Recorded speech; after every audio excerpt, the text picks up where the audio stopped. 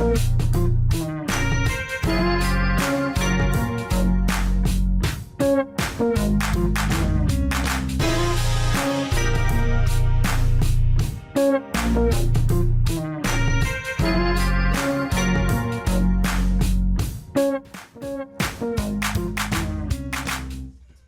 welcome. Point Black is in the house. Point Black is in the house. In the house. In today. his house. In the house. You don't know nothing about Well, I'm his sorry. house. We're in iHeart's house. Uh-oh. The house that iHeart built. BJ, how you doing today? Oh, he ain't got the mic. That's good. Oh, no, leave me alone. BJ, send us some sign language, BJ. We want BJ in this conversation. We want him signing. We want him signing. Lord, help him. Help him. Oh, help. Hey, Daryl. Yeah. What? Very interesting topic. I'm telling you. Very, very interesting topic.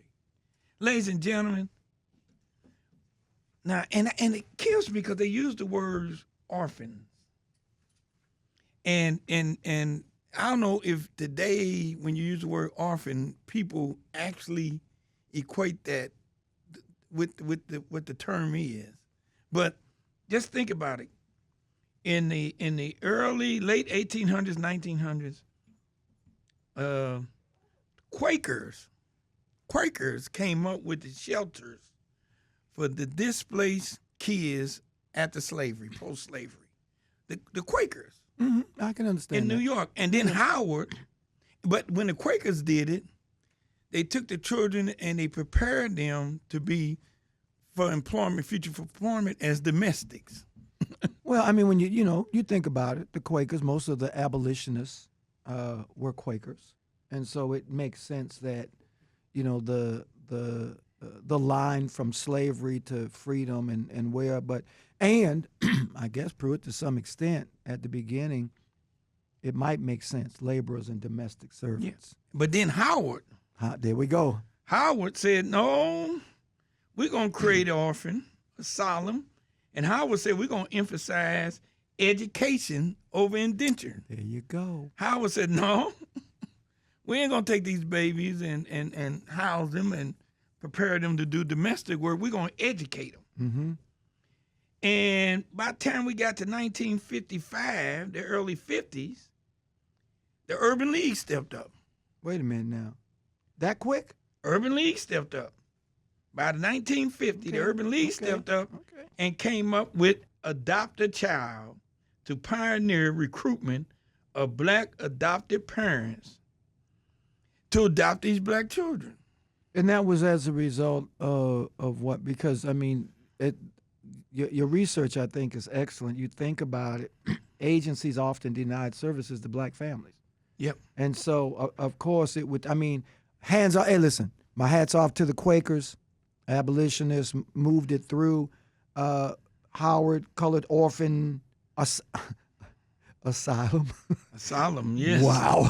But like you said, National Urban League, because agencies, and I would think that these agencies, white-run agencies, for the most part, I would suspect, denying services to black families. And so the network, Pruitt, because I would think that, in our community, the network wasn't a formalized legal entity called an adoption placement thing. We go from Big Mama's house to Big Mama's house. Yeah. Or we were separated. Some went to Big Mama's house, some went to Auntie Mary's house, some went. And so that's how coming up. I'm probably old enough to remember it. Some of y'all are not, but I am. So with the Urban League, this Adopt a Child, I think that's pretty fascinating. That's pretty good history. Yeah, in the 50s, yes. Yeah, that's pretty good history. But then in the 70s and even in the 90s, the National Association of Black Social Workers argued that they did not want interracial adoption. Right. No transracial adoptions. They did not want, even though there was a gap, they fought against it. And ladies and gentlemen, we're gonna introduce our guest. But the thing that gets to me about that is this: so you rather the children stay in a home waiting to be adopted versus somebody of a different race adopting them? Yeah, I mean, that's what the National Social Workers say, Right.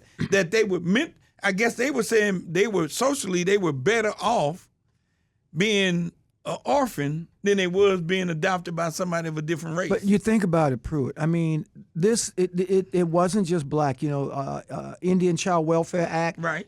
This whole idea of assimilation, and I think that was the argument that the National Association of Black Social Workers had, and I actually worked with the National Association of Black Social Workers when I was a senator in Kansas to push back against transracial adoption. So I was one of those proponents that argued against it because we had too many children that were in situations, not all, but too many that were in situations where they were forced to be assimilated. So you had parents who probably meant well, but were not able to provide the cultural experience that black adoptees and black children had, I don't know about leaving them in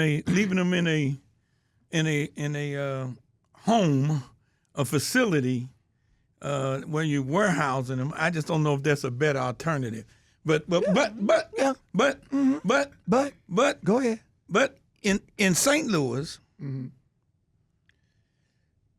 70% of the children in foster care are black, and technically across the country, not just here. And less than 13% of the foster parents are black, right. Which means that unless the number of foster parents increase and be willing to adopt, right, we're going to be we're going to have this warehouse full of black and brown children who are, for lack of a better term, are being raised in the institution instead of the institution of a home, the family institution. So, yeah. But I think that for me, I also ran a group home. I know I've lived so long, there's so many things. So I ran a group home in Atlanta, Georgia called Charlie House. And we had 8 youth, my wife and I. We had 8 youth. And it's my ex-wife, God bless her, lovely person. She's a social worker, master's degree in social work. I was a preacher. We had 8. Out of the 8 children, 2 of them were Caucasian, but they were older. What we said is that if we are going to take children, non-black children, within our group home, they would have to be older. Hopefully being older would have a greater understanding of certain things. They've already, established themselves somewhat culturally, because we're talking about 16, 17-year-old. So Pruitt, I understand what you're saying. But at that age, they're able to be emancipated. Exactly. But they were still wards of the state. They were, for whatever reason, they were still wards of the state, and they wanted to be put in a loving home. But again, I'm not sure that we would have been comfortable, Adolphus, trying to take younger, because we're living the black experience, and these kids are white. Well, so what we're going to do is this. Ladies and gentlemen, we have a guest in the house. Yeah. That's going to help us it's going to help us encourage. There you go. Encourage and educate you listeners, you as listeners, and myself and everybody else in the studio on the fact that you can adopt a foster child, a black child, and that this person has done it. Her name is Alexandra Scaife. We call her Allie for this show. She's married, a mother of 4, with 3 of them being adopted. Hey man, kudos. 3 of them. BJ, we don't have the sound effect. Clap. Yeah. Oh, kudos. Woo! Amen. Ladies and gentlemen, that's the cheapest sound effect. I We had know, to come clap our on. hands. BJ Come on, don't have the iHeart. electronic. Come on, iHeart. We got a button You over gotta there. do better than that. Yeah, we're going to put a clap button over there. Oh, a clap button. I don't know.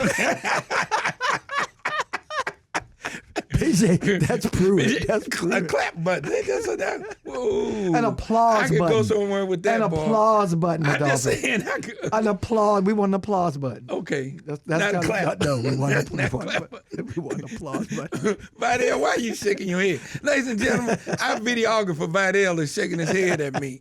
I'm just telling you, we were clapping, and I'm saying we can have a button that makes a clap sound, a clap button. An applause button, ladies and gentlemen. Okay, but Ali, don't pay no attention. Don't pay no attention to us because I'm the only one here know what we're doing. Everybody else is they're just along for the ride. We're just along. Yeah, I'm still training BJ on the clap button over there, but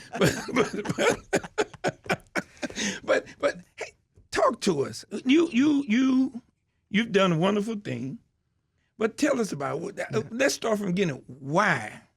What was the motivation? When I was younger, I wanted a younger sibling. I wanted a little brother or a little sister. And so I actually made a presentation and I gave it to my parents about how they needed to adopt a child, right? Wow. So I worked out the schedule. I did everything I thought is all the footwork for this adoption so I could have a sibling, right? I do have a sibling. We're 10 years apart. He's older. Mm-hmm. So I wanted someone that was actually in the home with me because essentially I was an only child. So I did all that work, all of it. And my parents were like, no, but you can when you get older. So I kind of just took that. And so once I got older, I was in my own home and decided that was something that I wanted to do. How old were you when we came up with that plan for your parents?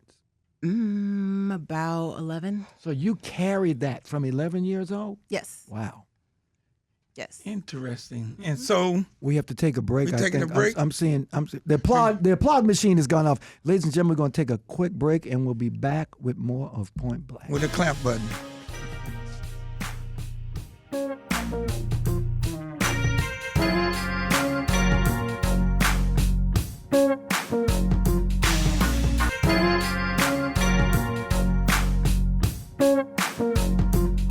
And we are back. Yes, we are. And some of us are still black. Well, I'm looking around. Some of us are still black. I've been lightening up lately. Oh, Lord. You know, Clorox Help him. wipes, Clorox wipes. Help him. Okay, well, I'm just... all you listeners, help him. We are talking about adoption, Adolphus. Yes, I'm sorry. And I'm we're talking sorry. to Miss Allie, and Allie at 11 years old. At 11, and now she's 29. And for all those years, she's a millennial, but she ain't 29. Yeah, I know, but listen, I've been I still have a mother and a wife and daughters, and they don't play with that age thing. Okay. Although they all look young. Okay. They're younger than their age. So Miss I'll Allie, take it, thank you. but at 11, but Pruitt, I think that's 11 years old. Yeah, but so she wanted of course your parents did not adopt as siblings. So Right. You at 11 you was unsuccessful. Right. You go up, you go to college, you come out, you working, you get married. Mm-hmm. Now you decide you're going to fulfill this 11-year-old dream. I know. Isn't that great? So let's talk about it.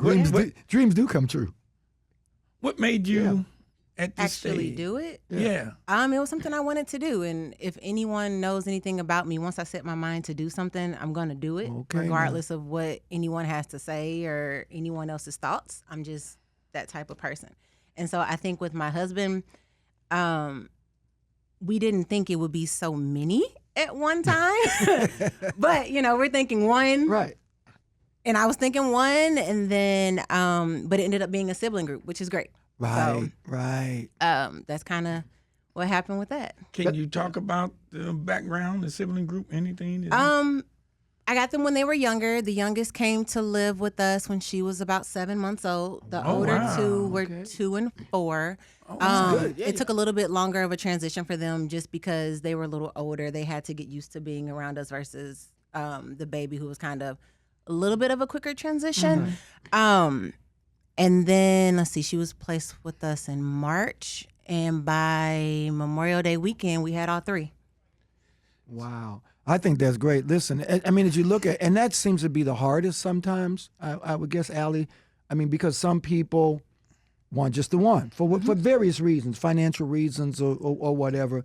But a lot of adoption agencies, it seems as though if you're looking at siblings, it seems as though they try to accelerate the process. Obviously, want to make sure that the family's good. They're going to do their due diligence and make sure the family's stable and can handle the three.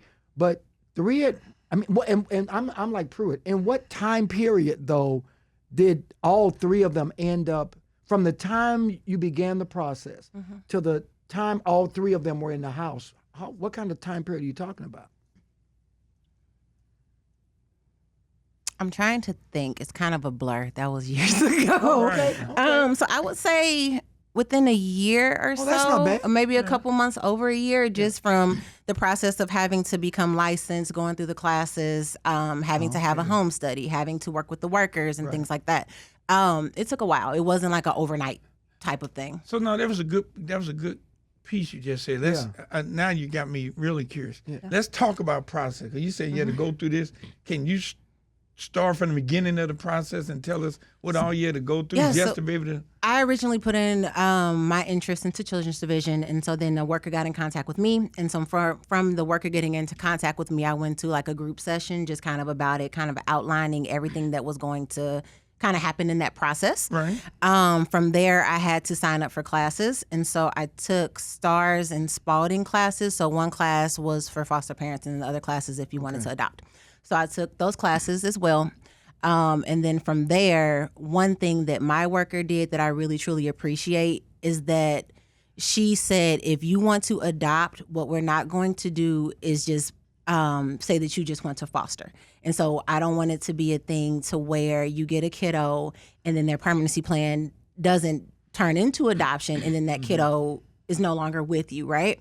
And so she was very adamant about that. And I really appreciate that because a lot of times, some people get into it saying, well, I'm going to adopt this kiddo. And that's not always what happens. A lot of times parents are able to come in and do what they need to do to get their kiddos back. Or family comes out of the, they didn't know that they had this aunt that was wherever, or there was a family member who was in a different state. And so there's different processes that have to be done to have a kiddo placed in another state. And so there are all these different factors with that. And so a lot of times, and it's hard too because, you get attached to kiddos, right? You're taking care of this little kiddo. They're there for you every day. You're there for them every day. And you're getting attached to this kiddo. And then it pops up, Dad. Right. Dad pops up. Dad's like, this is my kid. I took the DNA test. I want my kid. Then what? Right. Then that kiddo's no longer with you, right? Then you're heartbroken.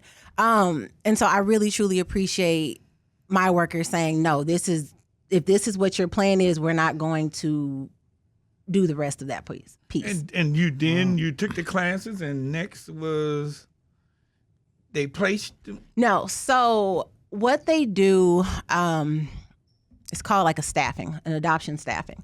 And so whenever you submit interest, so you'll get like a profile, maybe a couple paragraphs, couple pages long, profiles on kiddos. And you can say, okay, I'm interested in this kiddo, or I'm interested in this sibling group. And so then you let your worker know. And so then they'll let the kiddo's worker know. And so when they have staffing, you're one of possibly 3-4 families that they're interviewing, kind of like a job interview. Okay. They're interviewing you to see if you're a good fit for this kiddo or these kiddos. And so then they pick a family and then they pick a plan B just in case plan A doesn't work out. And so I went through my original plan that I worked out in my head was I wanted one little boy. Okay, I was going to ask you that. I just wanted one I got you. little boy under the age of 7, just one boy. Right. My plan went all the way left as far as you can think of. I got 3 girls. Get out of 3 here. girls. So my original plan did not go as planned. I love my babies though. I love them to death. Wow. But yeah, I wanted one boy. I mean, for me, and it's interesting. Like I said, again, great job on the research. Black children constitute 14% of U.S. child population, but 22% of foster care children. They face longer stays, 9+ months, and fewer reunifications. Poverty and systemic bias led to black children being 2.5% more likely than white children to enter foster care, often due to neglect linked to economic hardship. I think, Pruitt, I think that it's a great topic. I think it's a discussion that we don't have too often. And so kudos to you, Pruitt. I just want to say that. Only I don't give you the amount of credit that you deserve, but you give honor, you give credit where credit is due. But when you talk about the whole idea of adoption, I mean, I think it takes just a real special kind of person to adopt someone else's child. I'm trying to, your personality, but Allie, I mean, you've got the personality for it. Now, how long have you had your children? Since 2017. Okay. Okay. All girls. And now your husband, now you hear, how has he become that girl dad that you wanted him, that you envisioned him to be? He's a great dad. He is. I think he is outnumbered. He's okay. He's very outnumbered. So he has Girl moments dad. where he's like, I just need silence. I need to be by myself. Let me watch this show, and I got you. And I'm like, okay. But your advice, when you looked at it, because I think it is important, like I said, and I do agree, like I said, I did foster care. And so I know what being a foster parent is all about. We did the group home. Well, my question is a little bit deeper, if you can, if Lord. possible. Can you give any background on how do they prepare you if the kid is special needs? Oh, Lord. I think That a lot is of deeper. times, sometimes you know up front what you're getting into, Right. and then sometimes you don't know until later in life. Even with your own kiddos, sometimes you don't know until later in life. And so a lot of times with kiddos, while you do, when you're adopting kiddos, you do get the opportunity to read through their file.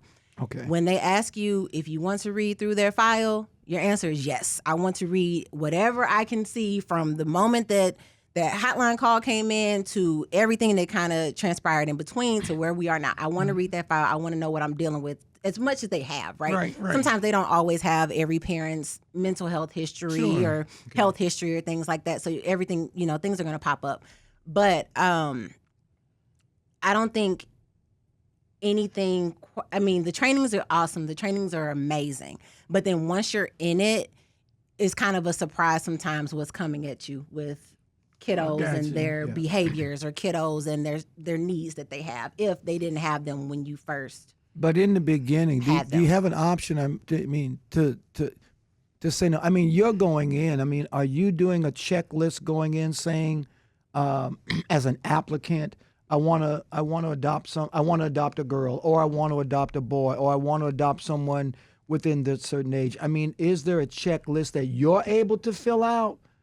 You can kind of let them know what you're hoping for and what you're Okay. looking for. Okay. I do tell people to have an open mind because, like I said, I wanted a little boy under the age of 7. Right. I wasn't Right. thinking of 3 little girls. Like, that's not at all what I was thinking of. When I was thinking of my future, that's not what I saw. But I would say, yes, you can think of what your preferences are and what you want to have, but also having an open mind and an open heart, saying, okay, so if a baby isn't available, Gotcha. because a lot of people, of course, want a baby, Want the right? babies, We want a right. baby. Right. Everybody wants a sweet, cuddly baby. But our older kiddos need attention too. They also need permanency as well. And so if that baby isn't available, what other ages are you willing to take? Gotcha. And so I know you said that your youngest was 7 months, just an infant. Then the other 2 one and was 4. 2 and 4. So now you have the 2 and 4 there. How was it transitioning in where because I'm quite sure, as far as they're concerned, your mom and dad is dad and all of this. But did it take some time for them to? I think it took time for them to get comfortable. I think that's with Okay. anybody in a new situation. You're trying to get comfortable. You're trying to get the lay of the land. You're trying to understand what makes this person, even as a kiddo, what makes them happy, what makes them upset. Right. And so I think that took a little Oh, bit you of tried time. to figure that out, huh? Well, I did, BJ. I never tried to figure that out with my own. No, I mean, like, the kiddos are trying to figure that out too, though, right? Yes, right. So it's not just us as adults trying to figure out You know, Right. these kiddos, they're trying to figure us out too. They're trying to Okay. see what makes you upset. If I spill this cup of milk, what happens if I spill this cup of milk, or different things like that. Right, And so right. it's building a relationship. It's taking time to get to know one another. Plus DNA. I think DNA is important. So you're absolutely right. I mean, for folk who don't know, 70% of foster children in the St. Louis region, 70% of foster children are black. Yes. But only 13% of foster parents are black. And I think that's important. Black children can stay in care almost a year longer than their white counterparts and peers. So it's important to know there are black children out there who need foster parents and adoptive parents, and these are the numbers. You know, and explain, because for our listening audience, the difference between foster and adoption. Foster parents versus adoptive. So adoption is permanency. So Can't give 'em back. you're legally those kiddos' parents. So okay. if you get to the point where you're saying this isn't what I want anymore, it's just like if you had your own child, you would have to go through the process of having your parental rights terminated. Got you. Right. So if they're in foster care, their parents still have their parental rights. You And- just yeah. babysit. But sometimes Right. they're still in foster care. Yeah, after- and if something depending happens, on how that permanency plan and goes. even as a foster parent, you can, if it's not working, you can say to the agency, government or private or whatever, it's not working.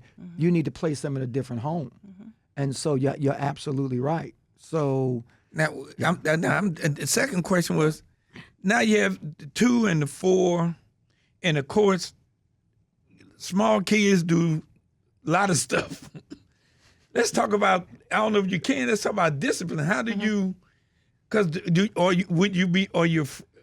I would be afraid that because they don't know me, I'm not their parents, we're starting to get to know them, that I may not want to discipline them on certain things because I don't want to create this wall between us. And this is, so I'm just wondering from a parent standpoint, what's your approach? Is it?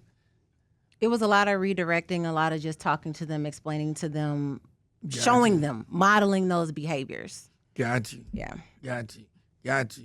And of course, the $100,000 question is, does it really cost $100,000 a child to raise kids nowadays? Kids are expensive. I mean, we're expensive coming as from adults. somebody So who doesn't kids have a small child, Kids are everything costs. Child care costs, diapers costs, pull-ups costs, shoes costs, everything. And vacation? Food costs, vacations Have you costs. taken on vacation? I'm quite sure you've had all this time. You've had a chance to do some vacation. We're planning some stuff. We're going to surprise them with some stuff for this summer. Hey. They've been asking to go to the beach, so I'm hoping to get them to somebody's beach this summer. all right. And they've been asking. They have not been on an airplane just yet, so we're gonna try to do that too. All 4? Yeah. Yeah, and the difference too with foster, Pruitt, is that usually in the foster care program there is government assistance for families who take in children, and so there is that help. And listen, I think it's an issue that we need to lean into. I kudos to you.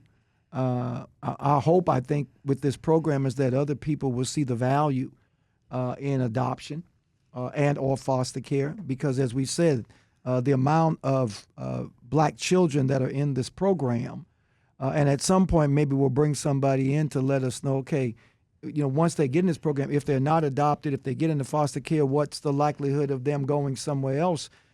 But with adoption, you put them with a good family, the likelihood of them growing up productive and positive and all that heightens, it increases. And So here's my, but the average person, a parent out there or individual may be interested in adoption is one thing. But in your case, your background is in early childhood education, or what's It's really in social work and nonprofits. social work? Okay. Yeah, right. And you work with in a child care center now, right? Yes. Right. So you're used to having to deal with children and this and that. But do you all have? Is there a network of adopted parents where y'all get together and talk about different things and stuff? Is there a group? support group Yeah. or anything like There that? are support groups out there. I'm not actively in a support group. I do know a few other people who have kind of had similar situations or gone through similar things that I will talk to, but I'm not actively in a support group. And when you talk, you say you would talk to, they come to you for advice, or is it just? No, just kind of knowing people who've gone through the process, knowing people just through, you know how you meet people just through Right. life, and you connect with them. That's just kind of how that works for me. And have you ever thought about homeschooling? Homeschooling, I've thought about it. I'm not. I've thought about it. I enjoy my time during the day going to work. I've thought about it though. You thought about it. Maybe, right now it's not a thing, but maybe in the future. Maybe in the future. Mm-hmm. Well, I would say this. Of course, everybody in the, maybe not everybody, but most of us in the studio have children, grown children, grandchildren, great grandchildren, and I can speak from experience that children are some of the greatest things in the world, and when you take on that responsibility, you really are taking on the responsibility of being there for them throughout their life. Right. And so for you to go out and find some siblings that needed a great home and to provide them one, that's something that we cannot diminish. We really do need to stand up on the pedestal and say, you done it and doing it. And so what would you say to the audience, to people who may be on the fence, but even that might be considering it? What would you tell them? What advice would you give them? I would say if it's on your heart and it's something that you're constantly thinking about, to do it. With any decision that you make in life, there's pros and there's cons. Mm-hmm. And so you just have to see if this is for you. There's agencies that you can reach out to talk to. You have the Family Resource Center. You have the Foster Adoptive Care Coalition. You can call Children's Division. You can call these agencies and say, hey, this is something that I think I want to do. Can you give me more information about it? And how do I move forward? Can I start classes, things like that, and go from there. Pruitt, you mentioned, is this an organization to respond? It's the St. Louis program recruiting Black foster and adoptive parents. I mean, I agree with you. I mean, look, if you're interested, I mean, this is a need that has to be met. And like I said, again, kudos to you for doing it. I think it does take a special person to take in children. I mean, and I almost said somebody else's children, but these children are your children. Yes, they're mine. These are your children. They're not. Yes. And so, and like you said, I think that people need to understand that there is a need. There is help. As Pruitt mentioned, I'm glad you asked that. I mean, there are agencies, there are programs that if you are thinking about it, go out and ask. Sit in an information session. Find out what it's going to take. But don't take it lightly, because once you move in that in that lane. Look, at the end of the day, I think it's one of the most rewarding things. Like I said, I was a foster parent. I think it was one of the most rewarding things that I've done. We're going to take another quick break. We'll be back with more on Point Black. We're talking about Black children in need of adoption. Yes.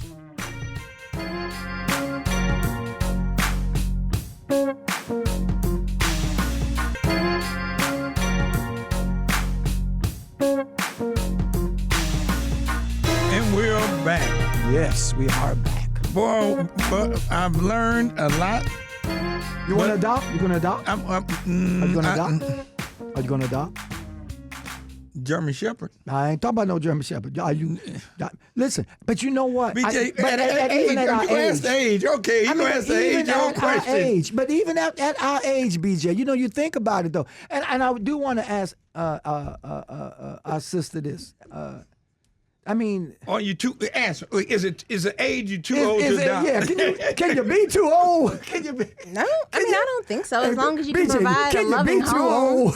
and support to a child or children, I think that's great. BJ's laughing at us. I know. BJ. talking about he gonna adopt a German Shepherd. I'm like, what? I got 2 German Shepherds. You want to adopt one of mine? I used to breed them, so no, I know. Oh, hey, listen, remember, I used to breed that's right. shepherds. Yeah, so, But the reality is, though, Pruitt, that is I think it's an honest question because, and thank you for answering that, because I do think that some people may be empty nesters. No, but I'm saying, but I guess the greater question is, and you're not a part of the DFS who makes those decisions, but you may have some knowledge about it. Do they believe that in reality, say you 80 or 90, that you should be adopting a 70? If you're 80 or 90, you need to be adopted yourself. What you talking about? I'm just saying, what's the cutoff? What do you believe? I don't know if there's necessarily an age cutoff, but I do know that anyone who decides to embark on this journey has to consider all the factors. Right. Okay. And so if you're 80 or 90, are you at a place where you're able but this to is 60. But let's say 50 or 60. No, hold on. This is 60, 50 or 60. 60. But you're getting a newborn. So by the time that baby is in their 20s, you're in your 70s and 80s. Yeah, that's true. Too. Because But I mean, everyone's different at every age. So you have some 70 and 80-year-olds who can outrun a 30-year-old. I mean, it kind of just. I agree with you. I like that. Good answer. So wait a minute. We know, ladies and gentlemen, we know for a fact that grandparents oftentimes wind up with the kids. Right. Matter of fact, I'm saying this public schools and other places, they tell you now that most of the kids in there, and especially people who are locked up and other things, the grandparents step up and raise the kids, or they got a parent who's just a delinquent parent and the grandmother work. So they raise. We understand that. Right. But in this case, they're adopting a kid, and I'm just wondering, do you take in consideration how much of a consideration they give age when they think about from a long-term perspective? Right. That you might be 60, you might be greatest person in the world, but you want this newborn baby. Right. But I think that's a conversation that they'll have with their worker, or when they get connected to an agency. That's the kind of conversation that you have at the beginning of it to see if it's actually something that. Yeah, because at the 60s, stuff start breaking down. But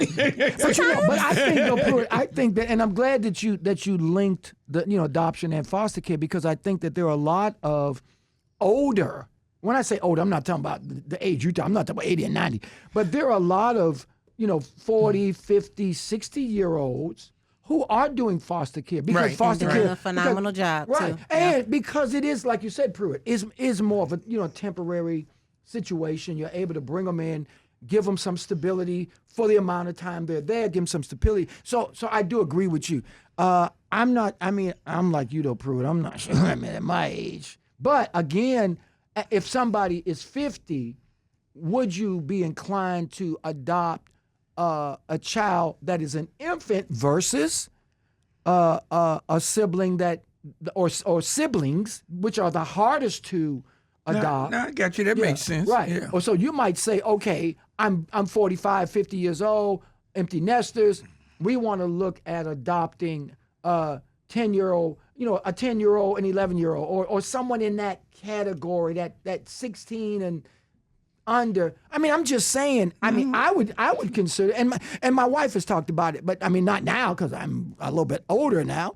But I mean, I think that I would like to encourage the 40 to 60-year-old group out there, that if you are an empty nester or not an empty nester, but you have room in your heart and room in your home to take a foster child. 70% of foster children are Black. But there's one other piece to that. I'm glad you mentioned it, because if you have it in your heart, and what we do need to do and find out more about is, how do we as the public support foster parents and adoption agencies so they can do what they got to do? We may not be willing to adopt a child of our own, but supporting somebody who will or who has, that needs that support group or needs some backup. we need to figure out. We might do a show on that. We need to figure out what are those agencies and those things out there, and how do we do that? Good point. Because a lot of folks may be willing to do it, but they may be saying, "Hey, I'm gonna need some help. Yeah. I do it, but I'm gonna need some help." So that now your husband does what type of work? Is he also in social work, or, because Not quite. Not quite social work. What would you call it? Philanthropy. philanthropy? Oh, okay. Oh, well, so y'all just got big hearts over there. That house just got. Will y'all adopt me? PJ, I'm looking to be adopted. My occupancy permit is full. I'm sorry. You said you wanted a boy. I'm just saying. She said man, not man child. She said boy. Male. I could be an instant big brother. Oh, listen to that. But listen, I think be it adoption, be it foster care, the Big Brother, Big Sister program, there are a lot of black children in need of mentors, adult support. Pruitt, I think it's a great topic. I think more of us need to be engaged in it. I like the idea of adopts about maybe identifying a company that might be doing it. Because if we don't, when it says it takes a village to raise a child, that's very real. And I mean, like I said, my hat's off to you because it takes a special person. Now, Makes a special person. I'm gonna ask her, boy. I got a question. Go ahead. I got BJ. I got a question. He going to deep dive. I got a One of them deep dive questions. BJ, one of them deep dives. Are your kids in private schools or public schools? My kids are in private school. Hey.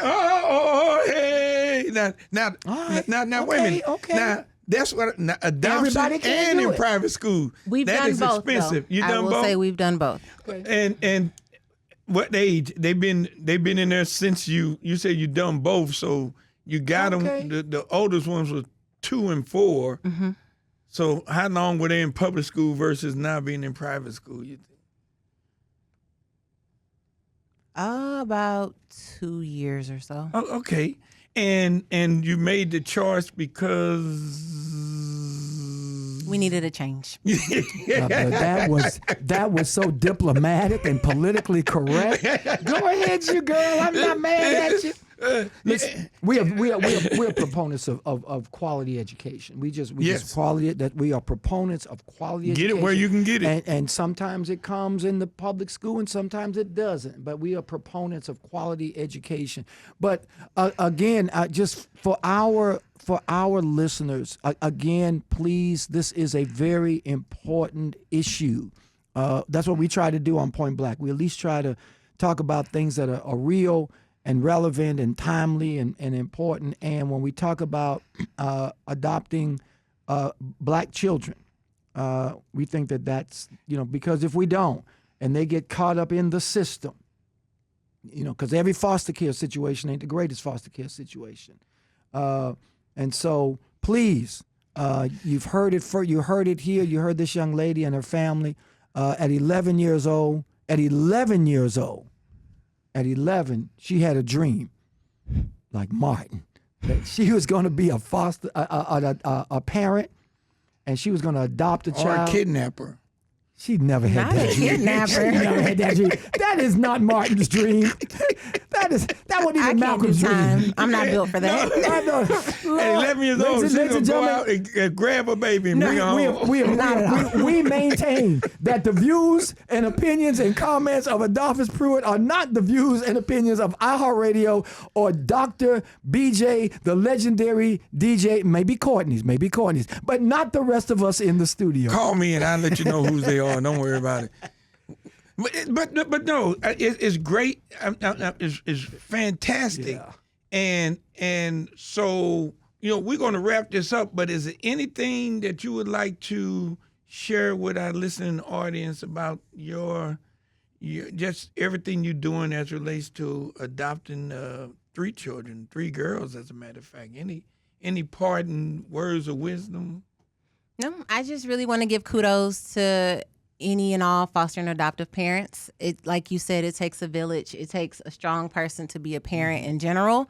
But then to go through the process and everything that goes along with the process, and then you have kiddos who have these all this trauma that they've been Yes. through, and just being able to be there for them and being supportive of them and making sure that you're that stable person that's in their life. I just want to give kudos to any and Well, all. we're going to give kudos to you. Thank you again. Ladies and gentlemen, that has been Point Black. Continue to tune in. We'll see you again next week.